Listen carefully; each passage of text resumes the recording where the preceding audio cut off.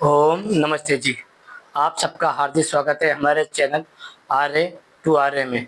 यदि आप इस चैनल से पहली बार जुड़े हैं तो कृपया करके चैनल को सब्सक्राइब कर लीजिए और बेल आइकन का बटन दबा दीजिए ताकि आपके पास चैनल की नोटिफिकेशन आती जाए और हमारी वीडियो आप तक पहुंच जाए।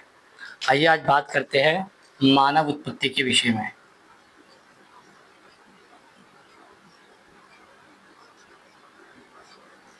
अर्थात संसार में मानव की उत्पत्ति किस प्रकार से हुई है, इस विषय पे बहुत से लोगों ने अध्ययन किया है, लेकिन वह मूलतः इसको स्पष्टता से समझा नहीं पाते कि आखिर मानवता की उत्पत्ति कैसे हुई है।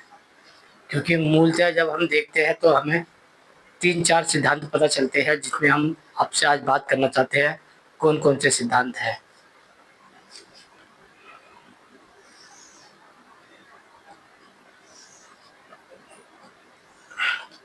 पहला है इस्लाम,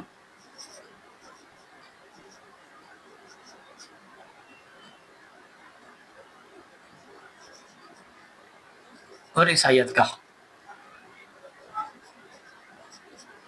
इस्लाम और ईसाइयत में मानना यही है मूलतः कि संसार में ईश्वर ने सर्वप्रथम एक पुरुष को पैदा किया, अर्थात पुरुष को मिट्टी से बनाया और उस पुरुष की पसलियों से हड्डी निकाली और उस हड्डी से एक स्त्री का निर्माण किया गया।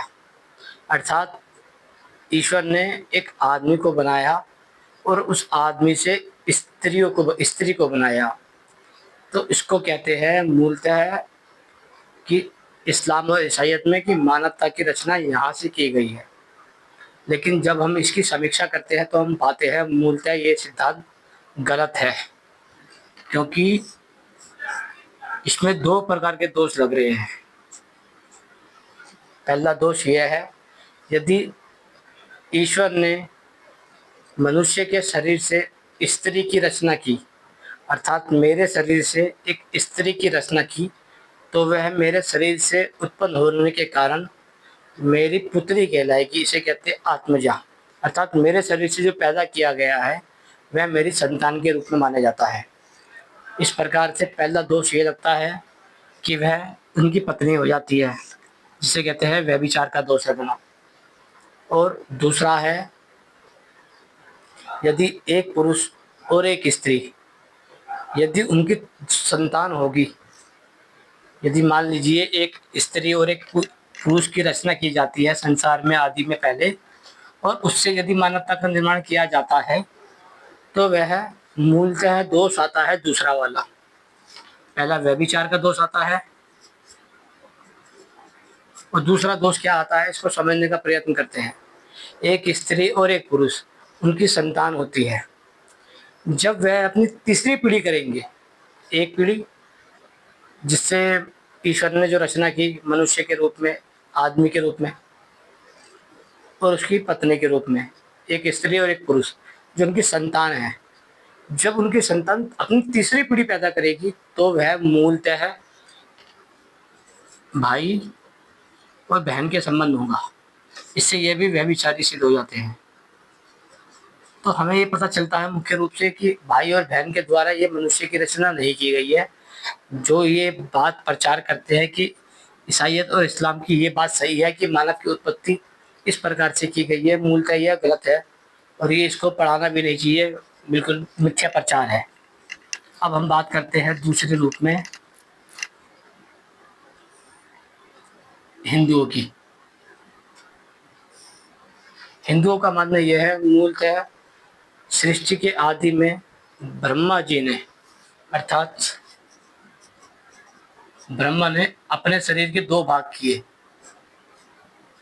एक में एक से पुरुष बना, एक से स्त्री बनी। पुरुष का नाम रहा मनु और स्त्री का नाम रहा सतरूपा। अर्थात ब्रह्मा जी से पुरुष और स्त्री पैदा हुए। एक शरीर से स्त्री और पुरुष के बनने का अर्थ यही है कि वह संबंध से भाई बहन हो जाते हैं। तो इस प्रकार इन पर भी व्यभिचार आदि का दोष लगता है और इनकी संतान पर भी यह दोष स्वतः ही लग जाता है, क्योंकि ये नियम सिद्धांत मूलतः ईसाइयत और इस्लाम के द्वारा ही आया गया है। तो इसलिए हम इसको भी नकार देते हैं, क्योंकि इसमें भी मूलतः हमें दोष दिखाई दे रहा है। लेकिन 200 करोड़ मुसलमान और 100 करोड़ हिंदुओं का मानना यही है कि हम ब्रह्मा जी की संतान हैं और दूसरा आदम की संतान है। अब हम ये दोनों सिद्धांतों को झूठा बता चुके हैं, क्योंकि ये दोनों में ही व्यभिचार का दोष लग रहा है, और संसार में व्यभिचार जो दोष है वह सबसे बड़ा दोष माना जाता है। अब हम बात करते हैं, तीसरी है विज्ञान की। विज्ञान का मानना यह है कि मनुष्य की जो रचना की गई है वह सेलों के द्वारा की गई है, अर्थात वह क्रमबद्ध तरीके से विकास के रूप में आए हैं। अर्थात पहले एक कोशिका की रचना की गई, फिर 2 कोशिकाओं की रचना हुई, फिर 3 की, फिर 4 की, फिर 5 की, फिर 6 की, फिर 7 की। उस प्रकार से परिवर्तन होते होते होते मनुष्य जो इस समय दिख रहा है आपको, यह बंदरों से परिवर्तित होते होते इस रूप में आया है। अर्थात पहले वह आदि मानव के रूप में आया, उससे पहले वनमानुष के रूप में आया, उससे पहले बंदर के रूप में आया, अब मूलतः वह मनुष्य के रूप में आ गया। तो एक कड़ी से अगर आप जोड़ते हैं तो एक कड़ी से लेके वह 7वीं कड़ी पे हमको मानव बनाते हैं। इस प्रकार से आप समझ सकते हैं कि 1 कड़ी, 2 कड़ी, 3 कड़ी, 4 कड़ी, 5 कड़ी, 6 कड़ी, 7 कड़ी में आगे बनते हो।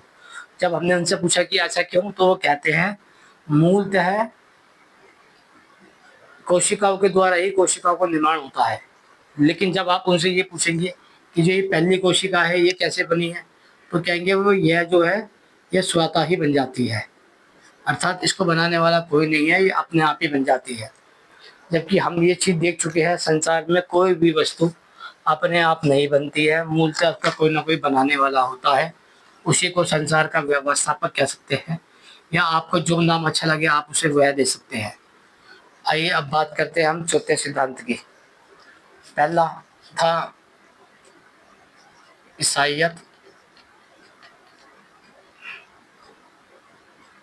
फिर था इस्लाम, फिर था हिंदू धर्म, फिर था विज्ञान। अब ये विज्ञान नहीं है, वैसे तो ये वैज्ञानिकों का सिद्धांत है, वैज्ञानिक दृष्टिकोण। क्योंकि विज्ञान तो स्वतः ही सृष्टि के नियम होता है, हम ये विज्ञान में नहीं मान सकते, क्योंकि ये जो सिद्धांत है डार्विन की थ्योरी, ये वैज्ञानिकों का सिद्धांत हो सकता है, विज्ञान का सिद्धांत ये नहीं है, क्योंकि विज्ञान के सिद्धांत पर संसार में हम कोई मनुष्य काट नहीं सकता। आइए अब बात करते हैं कि मानव की रचना कैसे की गई है।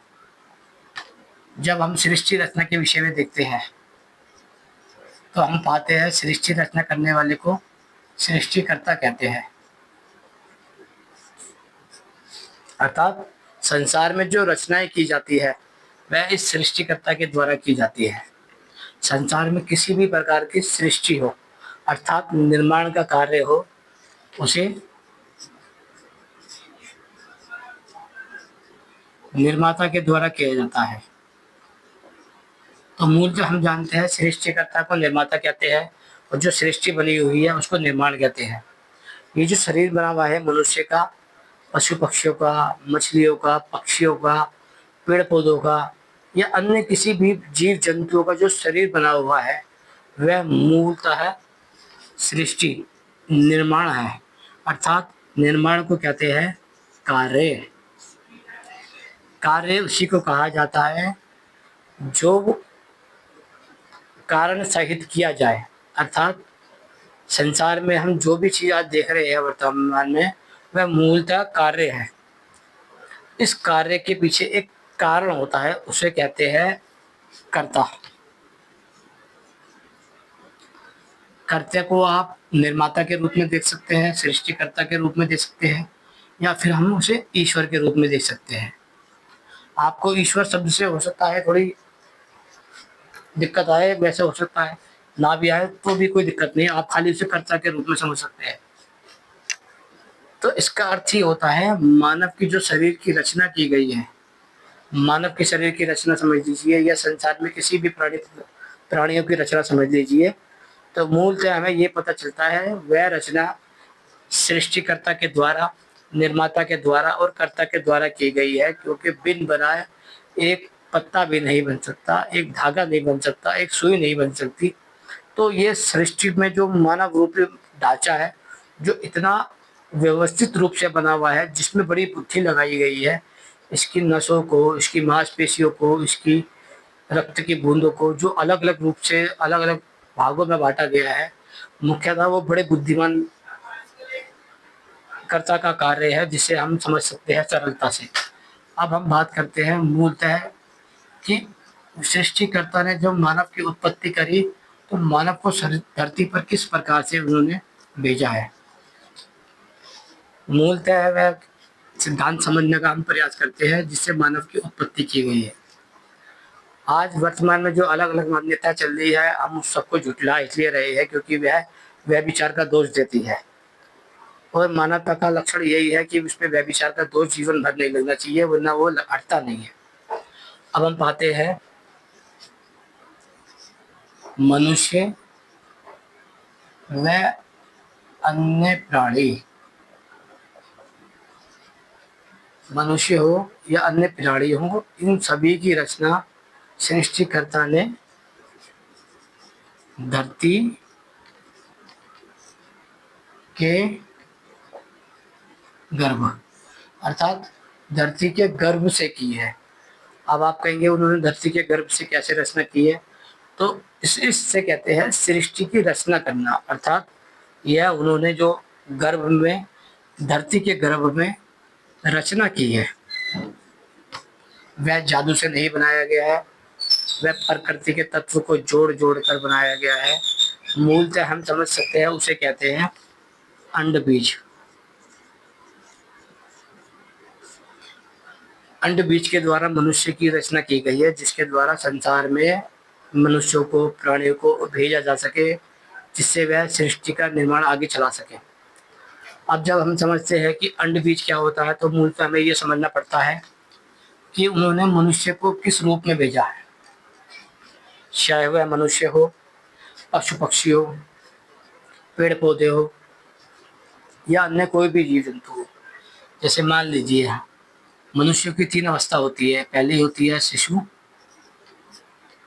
दूसरी होती है यौवन, तीसरी होती है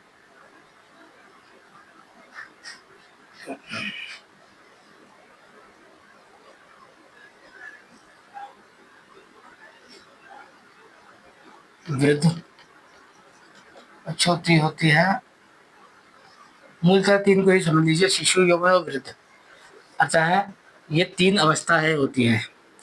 यदि पशु पक्षियों की या किसी भी प्राणियों की रचना शिशु के रूप में की जाए, अर्थात यदि वह शिशु के रूप में रचना कर दी जाए, तो मूलतः एक शिशु को पालने के लिए माता पिता की आवश्यकता मूल रूप से पड़ती है, चाहे वह माता पिता पशु पक्षियों का हो या फिर मनुष्य का हो। इसलिए हमें ये समझ आता है कि ये जो रचना की गई है, ये शिशु रूप में नहीं की गई है। अब हम बात करते हैं कि यहाँ ये वृद्ध रूप में की गई है।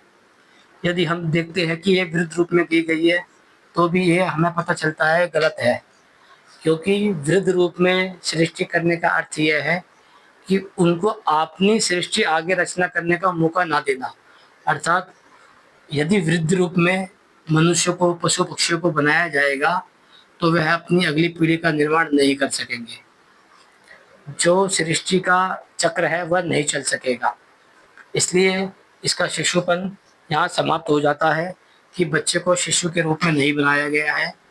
फिर दूसरा सिद्धांत बचता है वृद्ध का, कि मनुष्य को और पशु पक्षियों को वृद्ध के रूप में नहीं बनाया गया है। अब तीसरा सिद्धांत बचता है यौवन का, जिसे हम कहते हैं जवानी। जब मनुष्य की रचना जवानी अवस्था में की गई, तो मनुष्य के द्वारा ही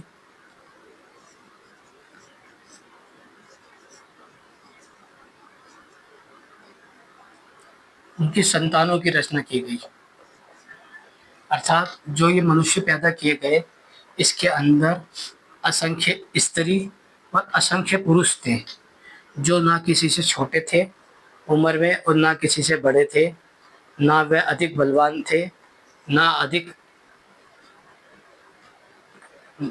बुद्धिहीन थे।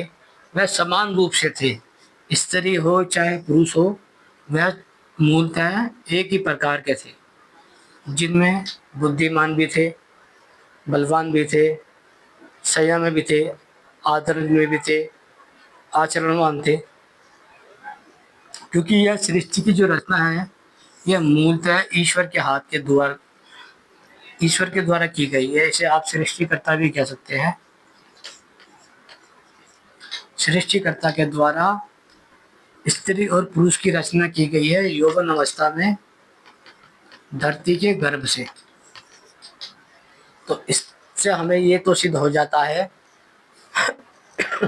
कि चाहे वह पुरुष हो, स्त्री हो, मनुष्य हो, पशु पक्षी हो या मुर्गा हो, मुर्गी हो, इन सबकी सृष्टि का मूल कारण जो है देखा जाए तो वह सृष्टि करता है। जब हम कहते हैं कि मुर्गा पहले आया या मुर्गी पहले आई, बकरा पहले आया या बकरी पहले आई, स्त्री पहले आया या पुरुष पहले आया, गाय पहले आई या बैल सांड पहले आया, मूलतः शेर पहले आया या शेरनी पहले आई, तोता पहले आया, मैना पहले आई, तो मूलतः हम ये प्रश्न चिन्ह खड़ा करना चाहते हैं कि यह जो रचनाएं है ये एक दूसरे से की गई है, अर्थात स्त्री से पुरुष बना है और पुरुष से स्त्री बनी है। तो इसलिए हम ये इस प्रश्न में अटक जाते हैं कि मूलतः इन दोनों में, स्त्री और पुरुष में, मुर्गे और मुर्गी में, बकरा और बकरी में, भेड़ और भेड़नी में, इनमें पहले कौन आया। जबकि हम इसको समझने की प्रयास करते हैं कि सृष्टिकर्ता के द्वारा स्त्री, पुरुष, नर, मादा के रूप में, स्त्री पुरुष और नर मादा के रूप में संसार की रचना की गई है। अर्थात जो संसार की पहली पीढ़ियां हैं, जिसमें असंख्य मनुष्य हैं, असंख्य स्त्री और पुरुष हैं, असंख्य पशु पक्षी हैं, असंख्य जीव जंतु हैं, असंख्य कीट पतंगे हैं और असंख्य असंख्य वनस्पति और पेड़ पौधे वृक्ष आदि हैं, उन सब की रचना करने वाला सृष्टिकर्ता है। इसलिए जब हम कहते हैं कि संसार में पहले स्त्री आई या पुरुष आया, मुर्गा आया या मुर्गी आई, तो मूलतः हम ये इस बात को नहीं समझना चाहते हैं कि संसार में रचना करने वाला ईश्वर है। जब तक हम इस बात को नहीं मानेंगे कि सृष्टि की रचना करने वाला ईश्वर है, तो मूलतः यह प्रश्न में हमेशा ही क्वेश्चन मार्क लगे रहेगा, क्योंकि ये सत्य है और हम इस सत्य को स्वीकार नहीं करना चाहते। उसी प्रकार से हमें यह समझ आता है कि स्त्री और पुरुष में से दोनों के दोनों ही एक साथ धरती पे भेजे गए हैं, उत्पन्न किए गए हैं, पैदा किए गए हैं। उसी प्रकार नर और मादा में भी इस प्रकार ही समझ लीजिए कि नर और मादा को भी एक साथ उत्पन्न किया गया है, ताकि वे आगे सृष्टि का निर्माण चक्र चला सके। मूलतः ये स्त्री और पुरुष एक एक रूप में नहीं भेजे गए हैं, क्योंकि एक एक रूप में भेजने से उनके अंदर व्यभिचार का दोष लगता है, इसलिए इनको असंख्य रूप में भेजा गया है। असंख्य स्त्री और असंख्य पुरुष, असंख्य नर और असंख्य मादा, असंख्य जीव जंतु, पेड़ पौधे, कीट पतंगे के रूप में इस सृष्टिकर्ता ने ये सृष्टि रची है। मूलतः हमें यह समझ आता है जो मानव की उत्पत्ति है वह सृष्टिकर्ता के द्वारा की गई है। जब हम उसे वैज्ञानिक दृष्टिकोण से देखते हैं कि बंदर से मनुष्य बने हैं, तो वह गलत सिद्ध होती है। जब हम ईसाइयत से देखते हैं कि आदम से या फिर एडम से स्त्री या पुरुष का निर्माण हुआ है तीसरी पीढ़ी का, तो व्यभिचार का दोष लगता है। हिंदू भगवान के हिसाब से देखते हैं, ब्रह्मा जी के हिसाब से, कि स्त्री और पुरुष के दो शरीर किए गए, उनसे रचना की गई है, तो इसमें भी दोष दिखाई देता है। मूलतः विज्ञान, ईसाई, इस्लाम और हिंदू धर्म, इन चारों में ही दोष दिखाई देते हैं। तो फिर हमारी एक बस्ती है सृष्टिकर्ता। अब जब हम इसे मानते हैं कि सृष्टिकर्ता के द्वारा ही रचना की गई है, तो हमें समझ आता है कि मानव की उत्पत्ति धरती के गर्भ से यौवन अवस्था में की गई है। असंख्य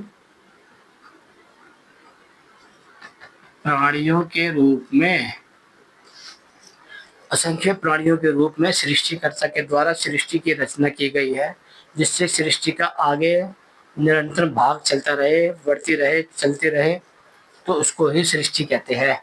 जब तक आप इस सृष्टिकर्ता के इस सिद्धांत को नहीं समझेंगे कि उसको सृष्टिकर्ता क्यों कहा जाता है, तो मुझे लगता है आप तब तक इन सिद्धांतों को नहीं समझ पाएंगे, जहाँ पर आके वैज्ञानिक आपको मूलतः रोक देते हैं, विचार नहीं करने देते।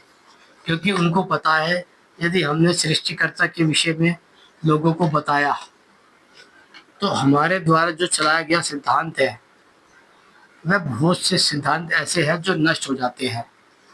जबकि हम किसी भी प्रकार से ना ही विज्ञान के विरोधी हैं और ना ही वैज्ञानिकों के, लेकिन हमें सत्य तो बोलना ही पड़ेगा, चाहे वह सत्य विज्ञान और वैज्ञानिक दृष्टिकोण से गलत होता हो। अब मान लीजिए विज्ञान है, विज्ञान जो बनाने वाला है वह स्वयं ही सृष्टि करता है। संसार के जो नियम आदि बनाए हैं वह इस सृष्टिकर्ता के द्वारा बनाए गए हैं, ना कि वैज्ञानिकों के द्वारा। जब वैज्ञानिकों के द्वारा हम सृष्टि नियम समझते हैं, तो ये अपने सिद्धांतों के द्वारा, अपने दर्शनों के द्वारा हमें विज्ञान समझाने की कोशिश करते हैं, ना कि यह सृष्टि के उन्हीं सिद्धांतों को हमको समझाए जो सृष्टिकर्ता के द्वारा बनाए गए हैं। जैसे कि आपने देखा होगा, मूलतः हमारे पास बहुत से धर्म ग्रंथ के नाम से आते हैं, जिन्हें हम अलग अलग धर्म ग्रंथों के रूप में पूछते हैं, समझते हैं, जानते हैं। जब हम उससे पूछते हैं कि सृष्टिकर्ता कैसा है, तो वह मूलतः इसका जवाब ना देकर केवल हमें आस्था के रूप में घुमाते हैं, दर्शन के रूप में घुमाते हैं, उपनिषद के रूप में घुमाते हैं, ग्रंथों के रूप में घुमाते हैं। तो मूलतः वह ये सिद्ध करने की कोशिश करते हैं जो किताबें लिखी गई है, मूलतः सच उस पे ही लिखा गया है। जबकि ये किताबें लिखने वाले भी मनुष्य थे, और उन मनुष्य के द्वारा जो बताया गया है उसे समझने के लिए हमारे पास 4 चीज़ें हैं। पहला है मानवीय गुण, अर्थात आपके अंदर मानवता होनी चाहिए। दूसरा है विवेक, आपके अंदर तार्किक बुद्धि, तर्क, विज्ञान समझने के सामर्थ्य होने चाहिए, आप बुद्धिमान होने चाहिए थोड़े बहुत। तीसरा है सृष्टि नियम, सृष्टि नियम को ही विज्ञान कहते हैं। या तो सृष्टि नियम, विवेक और मानवीय गुण, इन 3 के आधार पर हमें समझा जा सकता है कि जो हम समझना चाहते हैं वह सच है या नहीं। इसलिए आपको एक सिद्धांत तो मूलतः समझ आ गया होगा कि संसार में जहाँ पर आकर प्रश्न रुक जाते हैं लोगों के, वह इसलिए रुक जाते हैं क्योंकि हम मूलतः एक सृष्टिकर्ता के शब्द को समझना नहीं चाहते। अब आप जिसे मानते हैं वह सृष्टि नहीं हो सकता, सृष्टिकर्ता नहीं है। सृष्टिकर्ता वह है जिसने ये सारा जगत रचा है। अब जगत में आपको जो कुछ भी दिखाई दे रहा है, जिसकी भी आप कल्पना कर सकते हो, परिकल्पना कर सकते हो, बुद्धि से समझ सकते हो, दृष्टि से समझ सकते हो, संसार में जो भी आपको दिखाई दे रहा है वह है जगत, जिसे कहते हैं सृष्टि। सृष्टि सृष्टिकर्ता नहीं होती, ये आपको मूलतः समझना चाहिए। ये जो जगत दिखाई दे रहा है यह सृष्टिकर्ता नहीं है। सृष्टिकर्ता इस जगत के संपर्क में भी नहीं आता, क्योंकि यह जो जगत है ये प्रकृति से बना हुआ है और वह प्रकृति से नहीं बना हुआ है। तो मूलतः ये जो जगत दिख रहा है, सृष्टि दिख रही है, इसमें विकार दोष होते हैं, लेकिन ईश्वर निर्विकारी होता है, इसलिए उसको कोई दोष नहीं लगते। मूलतः हमें ये समझ आता है कि जगत और सृष्टि में अंतर है। जगत और सृष्टि का करते वाला सृष्टि करता है। जब आप इस सिद्धांत को समझ जाते हैं, एक सृष्टिकर्ता के शब्द को, तो आपको बहुत सी चीज़ें समझ आ जाती है। तो मूलतः हमारा विषय आज यही था कि मानव की उत्पत्ति को किस प्रकार से लिया जाए। मानव की उत्पत्ति को समझने के लिए आपके पास मूलतः केवल एक ही विचार है, उसे कहते हैं हम सृष्टिकर्ता। जब तक आप उसे सृष्टिकर्ता के रूप में नहीं समझेंगे, नहीं मानेंगे, नहीं स्वीकार करेंगे, तब तक आपको मूलतः बहुत से सिद्धांत नहीं समझ आएंगे। जिस प्रकार हम कहते हैं विज्ञान के अनुसार कि बहुत से विषय वैज्ञानिक छोड़ देते हैं, वह ऐसा नहीं है छोड़ देते हैं, वह जानबूझकर आपको नहीं बताते हैं, क्योंकि बहुत से विषय ऐसे हैं जो सृष्टिकर्ता पे आके रुक जाते हैं। यदि उन्होंने सृष्टिकर्ता को स्वीकार कर लिया, जो उनके अंदर अपना अहम भाव है, अहंकार भाव है, बुद्धिमान होने का जो लक्षण है, वह मूलतः नष्ट हो जाता है। जबकि उन्हें सृष्टिकर्ता से इस पर विशेष रूप से चर्चा, बहस और चैलेंज नहीं करना चाहिए, क्योंकि सृष्टिकर्ता उस संसार की रचना करने वाला है। सृष्टि में जो मनुष्य है वो आविष्कारों की रचना करने वाले हैं। सृष्टिकर्ता जिसने संसार रचा है, उससे बुद्धिमान इस संसार में कौन हो सकता है। तो इसलिए हमें उससे अपनी तुलना नहीं करनी चाहिए, लेकिन संसार में किसी भी मनुष्य से उसकी तुलना नहीं की जा सकती।